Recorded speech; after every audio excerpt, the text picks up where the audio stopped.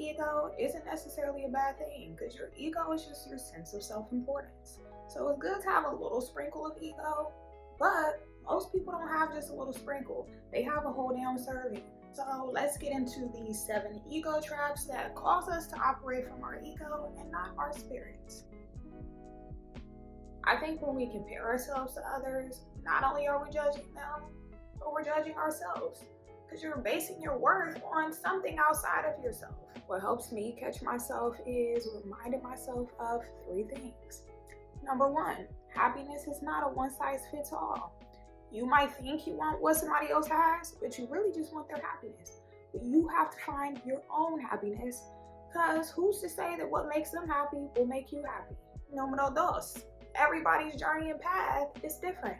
There's 8 billion motherfuckers on this planet. You will drive yourself crazy comparing yourself to other people, because guess what? There's always going to be somebody doing better than you. And number 3, life is a journey, not a fucking race. I think when you feel jealousy towards somebody, it's really important not to feed into that feeling. Because I feel like jealousy is really just admiration, or you simply feeling like you lack something. That's why if you feel jealous of somebody, you should go against that by giving them a compliment, giving them credit where it's due. Even being jealous in a relationship or a friendship. You feel jealous that your friend is hanging out with other people. You feel jealous that your partner is spending time with other people. That is also egotistical, because you subconsciously feel like this person's life revolves around you. And that's not fucking healthy, because love is not possessive. There's nothing wrong with caring about your looks. There's nothing wrong with keeping up with your looks.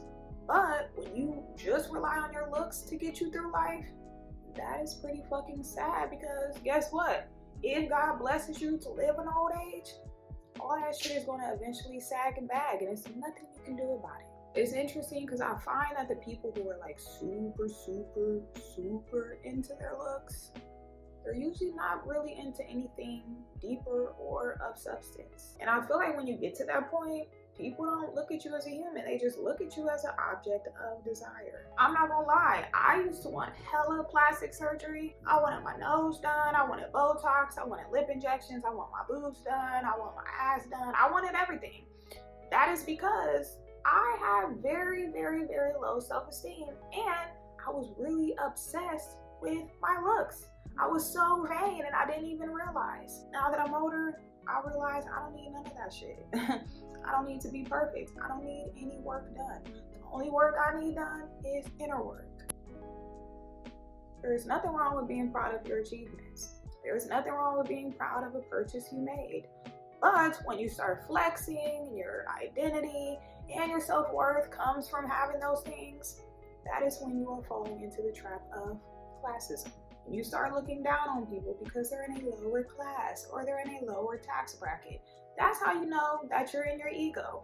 You have to be careful, because just like God might have helped you get that wealth, God can take it away also. So you really have to humble yourself. But even outside of that, you should be judging people by their character, not their credit, not their salary, not their tax bracket, not their fucking class.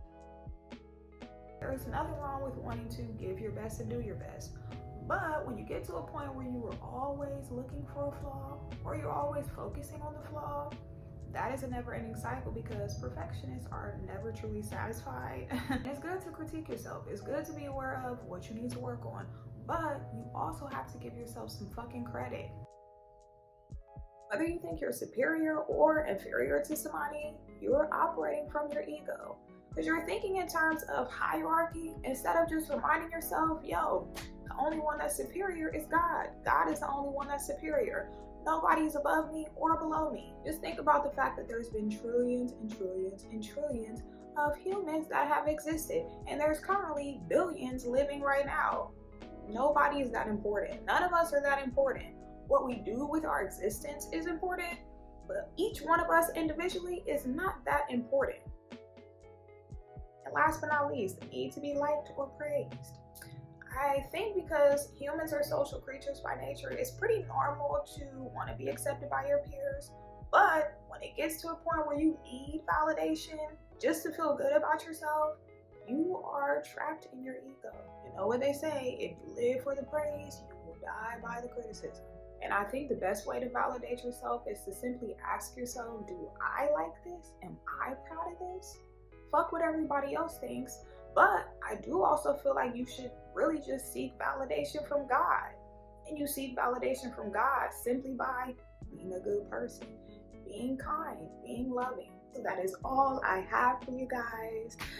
I know it's been a while since I've done one of these videos. I have been going through a lot of changes and a lot of trials and tribulations, but I'm finally back in a space where I can focus, and I am so grateful for the people that are still here, that have still been watching and supporting me, and yeah, that's it.